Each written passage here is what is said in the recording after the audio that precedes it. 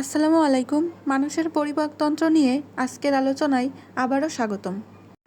যে সকল অঙ্গতন্ত্রের পারস্পরিক সহায়তায় মানবদেহে খাদ্য গ্রহণ, পরিপাক, শোষণ, আত্তীকরণ এবং অগ্রাহ্য অংশের বহিষ্করণ ঘটে তাকে পরিপাকতন্ত্র বলে। মানবদেহের পরিপাকতন্ত্র প্রধান দুটি অংশ নিয়ে গঠিত, একটি হলো পরিপাক নালী, অন্যটি হলো পরিপাক গ্রন্থি। পরিপাক নালীর মধ্যে মুখ গহ্বর, গলবিল, অন্ননালী, পাকস্থলী ইত্যাদি থাকে। মানুষের মুখ গহ্বরে 3 ধরনের লালা গ্রন্থি থাকে: প্যারোটিড গ্রন্থি, সাবম্যান্ডিবুলার এবং সাবলিঙ্গুয়াল গ্রন্থি। একজন সুস্থ মানুষ প্রতিদিন 1200 থেকে 1500 মিলিলিটার লালা ক্ষরণ করে। লালা কিছুটা অম্লীয় এবং এর অধিকাংশই পানি থাকে। লালাতে প্রধানত মিউসিন, টায়ালিন ইত্যাদি থাকবে। মুখ গহ্বর থেকে খাদ্যবস্তু আংশিক পেষণের মাধ্যমে সংকোচন প্রসারণের মাধ্যম দিয়ে সে পাকস্থলীতে এসে পৌঁছায়। এই অনৈচ্ছিক পেশি সঞ্চালনের ফলেই খাদ্য মুখ গহ্বর থেকে পাকস্থলীতে এসে পৌঁছায়।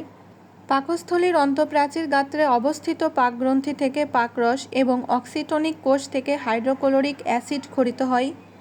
পাকরসে প্রোটিন ও ফ্যাট পরিপাককারী উৎসেচক থাকে, যাদের প্রভাবে এই অংশে প্রধানত প্রোটিন ও ফ্যাটের পরিপাক ঘটে থাকে। অন্যদিকে মানবদেহের সবচেয়ে বড় গ্রন্থি হলো যকৃত, যাকে দেহের জৈব রসায়নাগার বলা হয়। যকৃত রক্ত থেকে পুষ্টি উপাদান রাসায়নিকভাবে ব্যবহারযোগ্য বস্তুতে পরিণত করে এবং এই পুষ্টি উপাদান প্রয়োজন না হওয়া পর্যন্ত সঞ্চিত করে রাখে। অন্যদিকে উদর গহ্বরে পাকস্থলীর নিচে অবস্থিত অন্তঃক্ষরা ও বহিঃক্ষরা গ্রন্থির সমন্বয়ে গঠিত যে মিশ্র গ্রন্থি খাদ্য পরিপাক, হরমোন ক্ষরণ ইত্যাদি কাজে সহায়তা করে তাকে অগ্নাশয় বলে। অগ্নাশয় বহিঃক্ষরা ও অন্তঃক্ষরা গ্রন্থি হিসেবে কাজ করে, এজন্য একে মিশ্র গ্রন্থিও বলা হয়।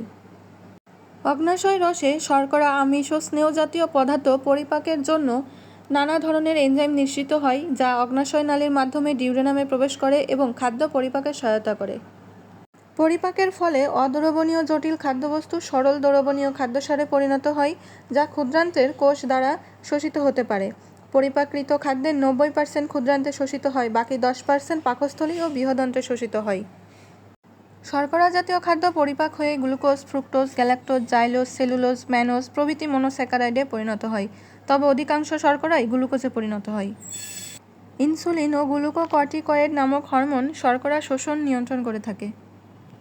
খাদ্যের পরিপাক এবং পরিপাকৃত খাদ্য দেহে শোষণের পর যে অংশটুকু অপাচ্য থাকে বা শোষিত হয় না তা বৃহদন্ত্রে প্রবেশ করে।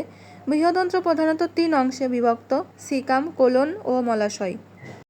সম্মুখের জেজুনাম সংলগ্ন স্ফীত গোল অংশটি সিকাম, মধ্যবর্তী ইউ আকৃতির বড় অংশটি কোলন এবং পশ্চাতের পায়ু সংলগ্ন থলি আকৃতির অংশটি মলাশয়। বৃহদন্ত্রের অণুজীবকে উপকারী অণুজীবের সুরক্ষিত ভাণ্ডারও বলা হয়ে থাকে। সবশেষে বলতে পারি, একটি সুস্থ পরিপাকতন্ত্রের জন্য 3টি নিয়ম অবশ্যই মানতে হবে।